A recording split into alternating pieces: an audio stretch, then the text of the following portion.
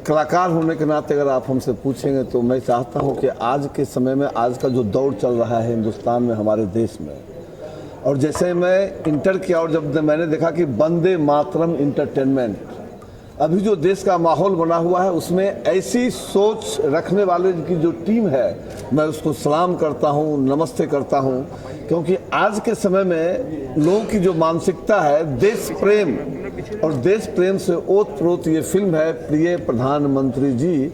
और सबसे बड़ी बात है, नरेंद्र भाई मोदी जी की तस्वीर यहाँ लगी है, लेकिन फिल्म का नाम है प्रिय प्रधानमंत्री जी, तो कोई ये ना समझे कि बीजेपी वाला ये फिल्म बना रहा है। अभी तत्काल के समय में हमारे माननीय प्रधानमंत्री श्री नरेंद्र भाई मोदी हैं, उनकी तस्वीर लगी हुई है, लेकिन फिल्म का नाम है प्रिय प्रधानमंत्री जी। और ये फिल्म एक संदेश देना चाहती है लोगों के बीच में कि आज के समय में देशभक्ति से ओत-प्रोत होना हर हिंदुस्तानियों का ये परम कर्तव्य हो गया है कि वो देशभक्ति से ओत-प्रोत रहे।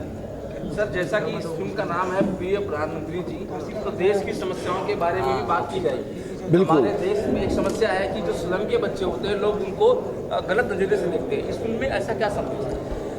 देखिए, ये एक समाज को आईना दिखाने की बात है। आज का जो समाज है, हम भी जानते हैं, आप भी जानते हैं कि लोग आजकल परिधान को ज़्यादा महत्व देते हैं, विलासिता को ज़्यादा महत्व देते हैं। मैं तो कहता हूँ हिंदुस्तान अगर बसता है तो झुग्गी झोपड़ी में बसता है। और पंडित दीनदयाल उपाध्याय ने कहा था कि दरिद्र नारायण की सेवा सबसे बड़ी सेवा है। हिंदुस्तान में 125 करोड़ की जो आबादी है और सबसे अंतिम लाइन में जो खड़ा आदमी है प्रधानमंत्री जी हमारे नरेंद्र भाई मोदी, उसको भी उतना ही प्यार करते हैं जितना महल में रहने वाले लोगों को प्यार करते हैं। बहुत बड़ा मुद्दा है प्रिय प्रधानमंत्री फिल्म जो बन रही है, बहुत बड़ा मुद्दा है, काफ़ी पार्टियां उंगली उठाएंगी। अब मैंने तो पहले कहा आपको ना कि लोग तो कहेंगे उसमें भी, चूँकि मैं भारतीय जनता पार्टी मुंबई का, बिहार का प्रकोष्ठ का अध्यक्ष हूँ, सीएनएन टीवी कामगार का राष्ट्रीय अध्यक्ष हूँ, हमारी आप लोगों से बातचीत हो रही है तो कहीं न कहीं लोग ये जरूर कहेंगे ये बीजेपी वाला है। लेकिन मैंने कहा ना आपको कि सबसे बड़ी बात है ये टाइटल, और टाइटल का नाम है, फिल्म के टाइटल का नाम है प्रिय प्रधानमंत्री जी। और मोदी जी की तस्वीर ये वंदे मातरम इंटरटेनमेंट कंपनी ने एक तस्वीर इसलिए लगाई कि ये फिल्म अभी बन रही है, आज के दौर में बन रही है, और आज हिंदुस्तान के प्रधानमंत्री नरेंद्र मोदी जी हैं, इसलिए उनकी तस्वीर लगी है। इसलिए इस फिल्म को राजनीति से मत जोड़िए, इस फिल्म को जोड़ना है तो देशभक्ति से जोड़िए, देशभक्ति से ओत-प्रोत हो। कैसे हमारे युवा ओत-प्रोत हो, आज जब आप स्थिति देख रहे हैं क्या हो रहा है देश में। मैं आज का जो दिन है, मैं खासकर एक चीज़ बताऊँ आपको कि आज 3 बजे दिन से ही सिर्फ वंदे मातरम इसलिए कह रहा हूँ कि अभी जो जेएनयू में जो घटना घटी है उसके विरोध में हम लोगों ने एक मोर्चा निकाला था अभी, तो वहाँ भी वंदे मातरम, और यहाँ भी जब आया तो वंदे मातरम। तो आज लगा कि 26 जनवरी और 15 अगस्त के बाद भी कोई ऐसा दिन आज मेरे जीवन में आया है जब 3 बजे दिन से मैं सिर्फ वंदे मातरम और वंदे मातरम सुनूंगा।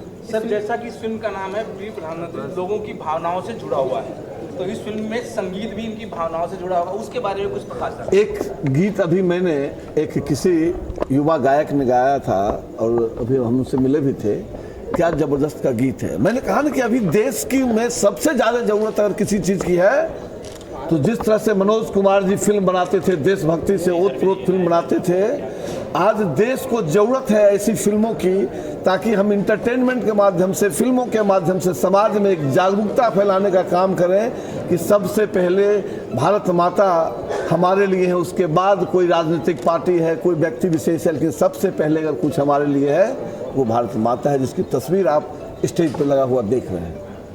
थैंक यू भैया। और कुछ धन्यवाद। फिल्म के प्रोड्यूसर हैं, डायरेक्टर हैं, तो आप इस फिल्म का बहुत बड़ा नाम है, ये कॉन्सेप्ट आपने कहाँ से चुना और इस फिल्म क्या संदेश देना चाहती है? एक्चुअल में मैं देशभक्त हूँ ही, इसमें कोई शक नहीं। अंतरात्मा हमेशा कहती रहती है कि कोई भी कार्य करिए तो देश के प्रति करिए। और कॉन्सेप्ट इसलिए चुना कि अगर हमारे देश में इतना प्रिय प्रधानमंत्री का जो कॉन्सेप्ट आया तो मेरी आत्मा में आता है कि उसका इतना सुंदर जो उसके नाम से पिक्चर बनाई जाए, अन्यथा जो भी फिल्म का जो ग्राफ बने, इतना सुंदर काम हो जिसका कोई हद नहीं। और फिर प्री प्रधानमंत्री का कॉन्सेप्ट इतना प्यारा कॉन्सेप्ट है कि समाज के सभी लोगों को देखना चाहिए। और ये एक भारत देश के सिपाही का कॉन्सेप्ट है, जो देश का सिपाही होता है, देश के लिए कैसे मरता है, कैसे जीता है, किस तरह से भूखे प्यासे लड़ता रहता है, उसी ऊपर से ये मेरा कॉन्सेप्ट चला है और मेरे अंतरात्मा में ये बातें उत्पन्न हुई, तो इस पर लिखा मैंने और उस पर बनाने का प्रयास करना चालू प्रधानमंत्री किया।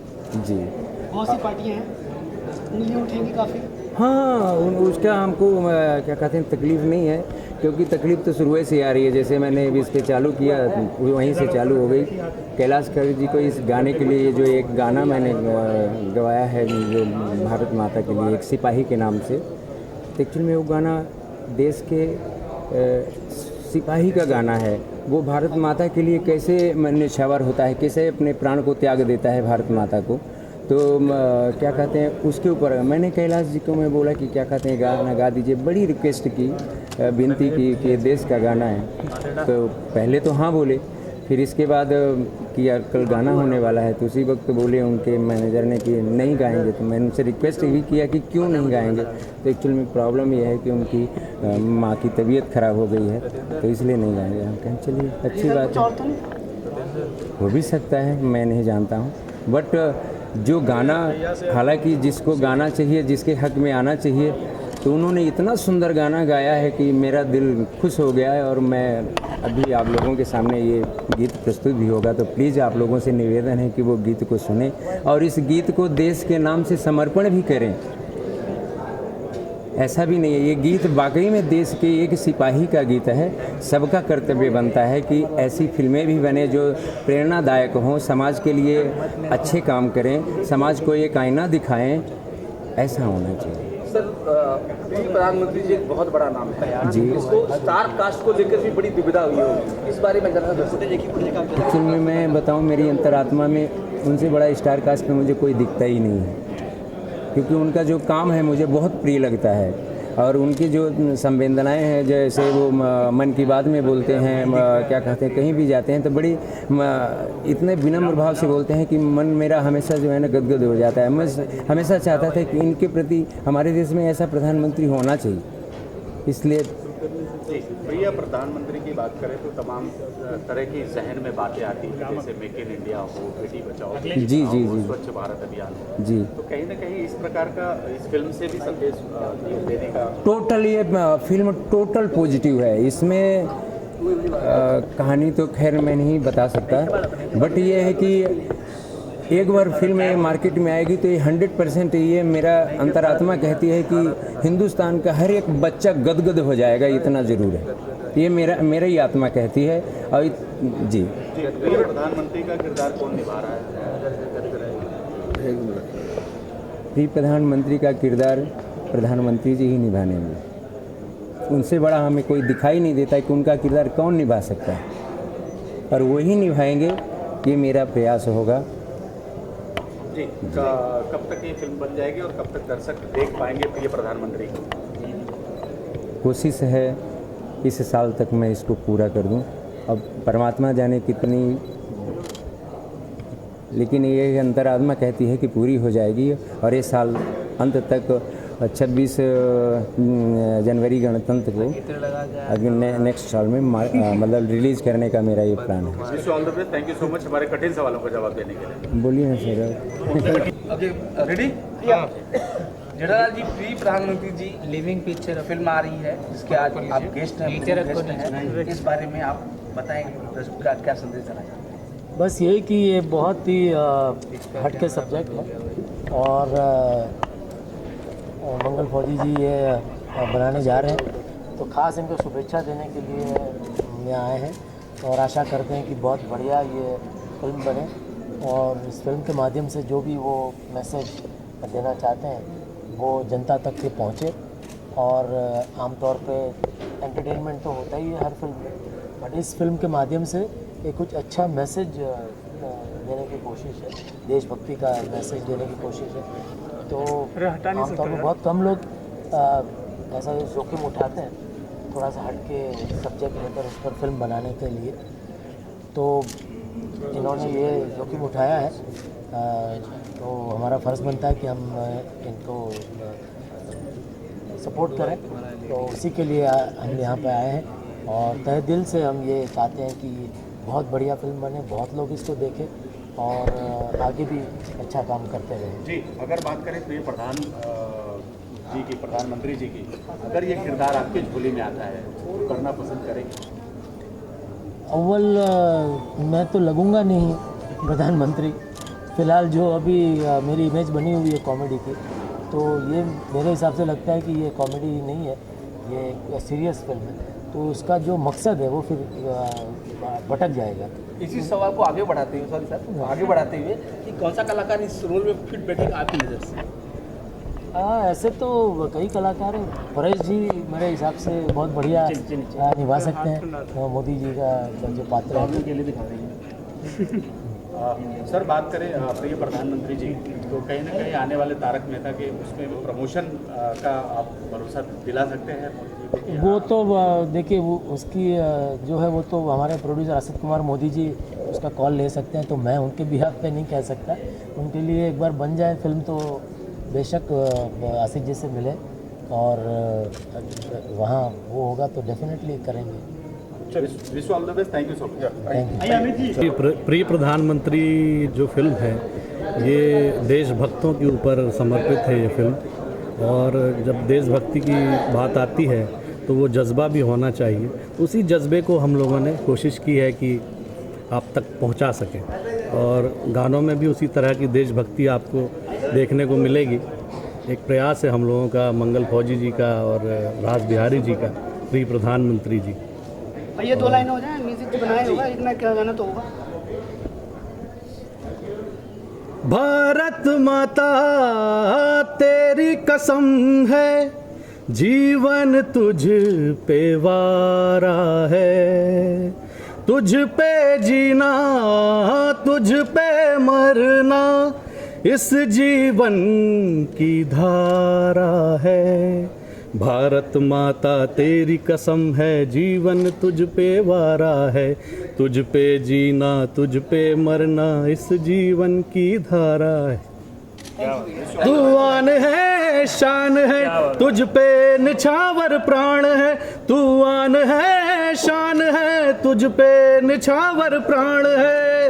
लहू का हर कतरा कतरा तुझ पर ही कुर्बान है। वंदे मातरम, भारत माता की जय। जय हो।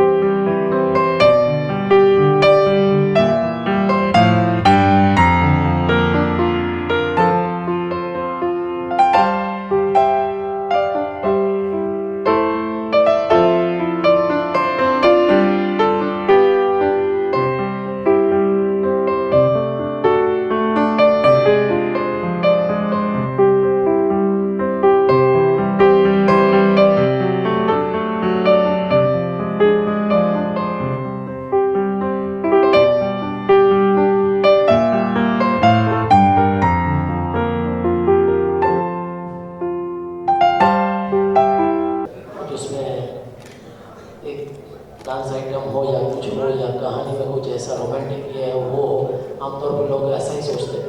लेकिन आज के दौर में ऐसा सोचना, ऐसे सब्जेक्ट पे फिल्म बनाना वाकई में बहुत ही हिम्मत और वाकई में हिम्मत की ज़रूरत है।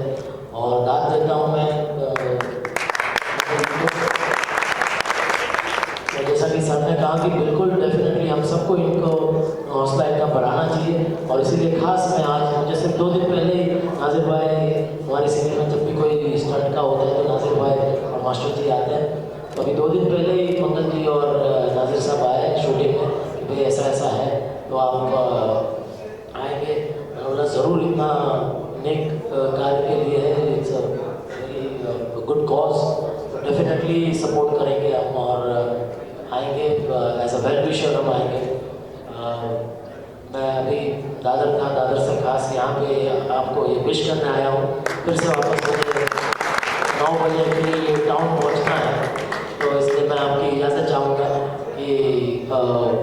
गाना मुझे सुनना था, लेकिन अभी थोड़ा बहुत जो सुना बहुत ही अच्छा लगा।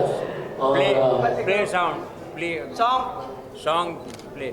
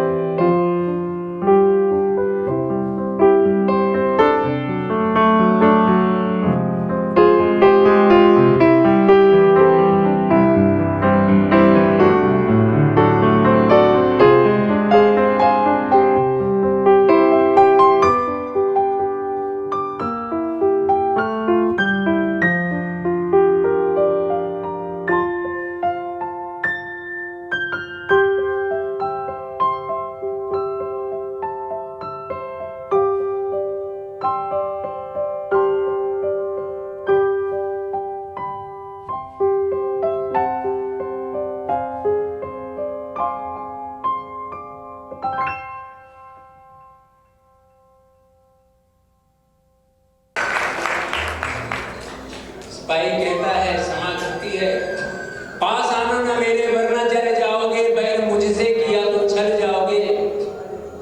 तुम आदमी नहीं इंसान बनो मंगल, आदमी बन के जल्दी मर जाओगे। सूरज भले न करे कदर मेरी, सिपाही कहता है, मोमबत्ती कहती है, समा कहती है, सूरज भले न करे कदर मेरी, काली रातों से पूछो कहानी मेरी, मैं न होती तो होता जहां में अंधेरा, तब जान लेते जवानी में। चांदनी ना सही रोशनी तो हूं मैं, एक सिपाही बोलता है, एक समा बोलती है कि चांदनी ना सही रोशनी तो हूं मैं, क्योंकि वो बॉर्डर के किनारे सब कुछ त्याग करके एक रोशन हम सबका जीवन देने के लिए खड़ा होता है, वहां अपने आप को हमारे प्रति निछावर करता है। तो कहता है, चांदनी ना सही रोशनी तो हूं मैं, रोशनी बनके रोशन जहां को किया, सुख अपना लुटाकर गम जग का लिया, इसीलिए दुनिया ने नाम समा लिया।